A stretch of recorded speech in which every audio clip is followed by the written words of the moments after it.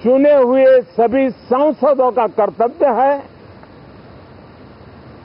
सभी राजनीतिक दलों की विशेष जिम्मेवारी है कि हमने दल के लिए जितनी लड़ाई लड़नी थी लड़ ली। अब आने वाले 5 वर्ष के लिए हमें देश के लिए लड़ना है, देश के लिए जूझना है, एक और नेक बनकर के जूझना है।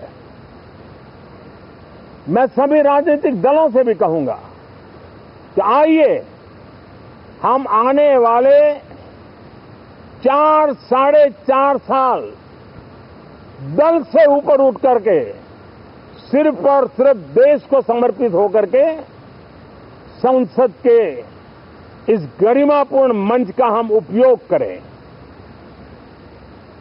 जनवरी 29 जब चुनाव का वर्ष होगा, आप उसके बाद जाइए मैदान में, सदन का भी उपयोग करना है कर लीजिए। वो 6 महीने जो खेल खेलने खेल लीजिए, लेकिन तब तक सिर्फ और सिर्फ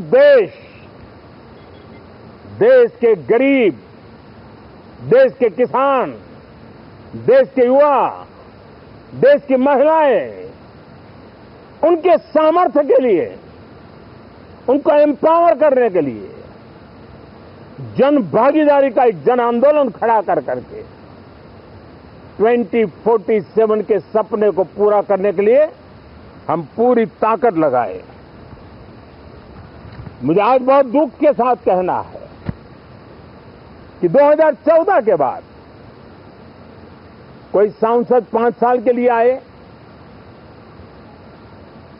कुछ सांसदों को 10 साल के लिए मौका मिला, लेकिन बहुत से सांसद ऐसे थे जिनको अपने क्षेत्र की बात करने का अवसर नहीं मिला, अपने विचारों से संसद को समृद्ध करने का अवसर नहीं मिला, क्योंकि कुछ दलों की नकारात्मक राजनीति ने देश के संसद के महत्वपूर्ण समय को एक प्रकार से अपनी राजनीतिक विफलताओं को ढांकने के लिए दुरुपयोग किया है।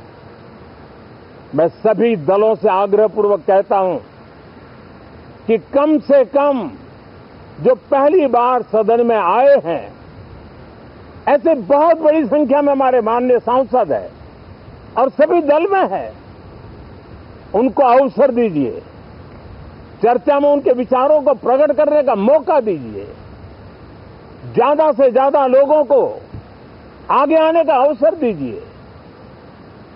और आपने देखा होगा कि पार्लियामेंट के नए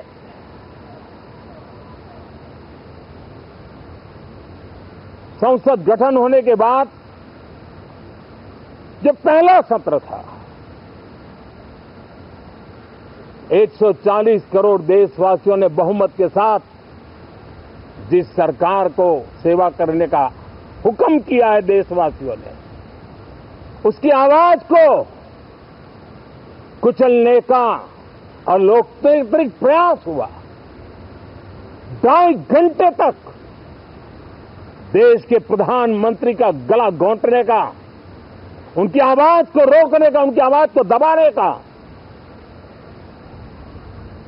लोकतांत्रिक परंपराओं में कोई स्थान नहीं हो सकता है और इसका कोई पश्चाताप तक नहीं है, दिल में दर्द तक नहीं है।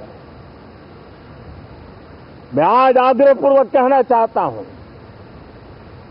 देशवासियों ने हमें यहां देश के लिए भेजा है, दल के लिए नहीं भेजा है। ये सदन दल के लिए नहीं, ये सदन देश के लिए है। ये सदन संसदों तक की सीमा तक नहीं है, 140 करोड़ देशवासियों की एक विराट सीमा करके ये लिए है। मैं विश्वास करता हूं कि हमारे सभी माननीय सांसद पूरी तैयारी के साथ चर्चा को समृद्ध करेंगे। कितने ही विरुद्ध विचार होंगे, विरुद्ध विचार बुरे नहीं होते हैं, नकारात्मक विचार बुरे होते हैं। जहां सोचने की सीमाएं समाप्त हो जाती है, देश को नकारात्मकता की जरूरत नहीं है। देश को